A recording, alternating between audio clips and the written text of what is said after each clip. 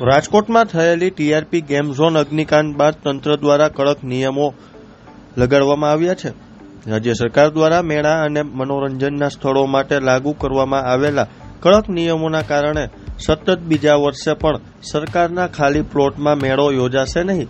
આ વર્ષે બે વખત ટેન્ડર પડવા આવ્યા હતા, પરંતુ હજુ સુધી કોઈ પણ એજન્સી આગળ આવી નથી. દર વર્ષે નાના મહુવા સર્કલ, અમીનમાર્ગ રોડ અને કોર્નર પર અને સાધુ વાસવાણી રોડ પર રાજ પેલેસની સામે આવેલા આરએમસી પ્લોટમાં મેળાનું આયોજન થાય છે.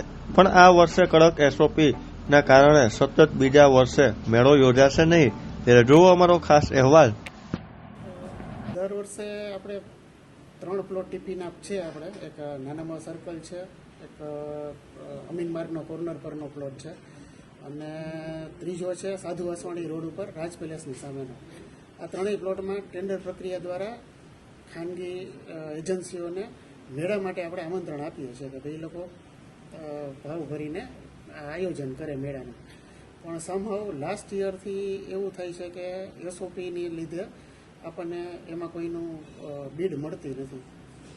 અને આ વખતે તો આપણે 2 વાર પ્રયત્ન કરી જોયા છે, પણ એ લોકો એમ કહેતા હતા કે અમને એસઓપીમાં રાહત મળવાની શક્યતા છે, જો તમે રીટેન્ડર કરો તો અમે ભાવ ભરશું. પણ આ વખતે ભાવ ભર્યો, પણ હજી એ લોકોને કોઈ ક્લેરિફિકેશન ન આવવાને કારણે એવું લોકોની રજૂઆત છે કે ભાઈ અમે એટલે હજી ભરી શકતા નથી. પહેલું આપણે શરૂઆત જે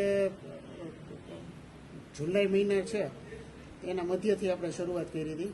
ત્યારે આપણે 12 દિવસ આપ્યા હતા ટેન્ડર માટે.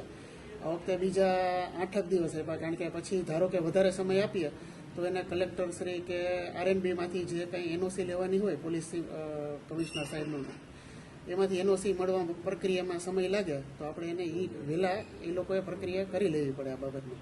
એટલા માટે આપણે આ વખતે 8 દિવસને એવી રીતના આપેલા હતા, પણ એમાંય આ વખતે કોઈ આવેલું નથી. અને હવે જો કદાચ અમે ત્રીજો પ્રયત્ન કરીએ તો કદાચ એવું બને કે ત્યાં સુધીમાં તો જન્માષ્ટમી આવી જાય ને એ લોકોને એનઓસી મળવાની શક્યતા બહુ જ ઓછી છે.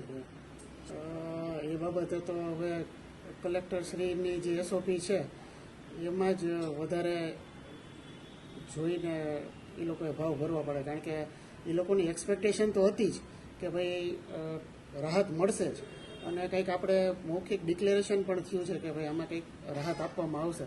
પણ એ બાબતે આ લોકોની રજૂઆત એવી છે કે અમને કોઈ રિટર્નમાં હજી ક્લેરિફિકેશન આવેલું નથી, આથી અમે અત્યારે ભરી શકીએ નહીં. અને જો એ ક્લેરિફિકેશન આવે એ શરતે તમે કે અમને મંજૂરી આપો તો અમે કરી આવું. તો એ બાબતે આપણે કંઈ શરતી મંજૂરી તો આપણે ન આપી શકીએ, એટલા માટે કોઈ પ્રોસેસ એ લોકોએ નથી કરેલી ભાવ ભરવાની.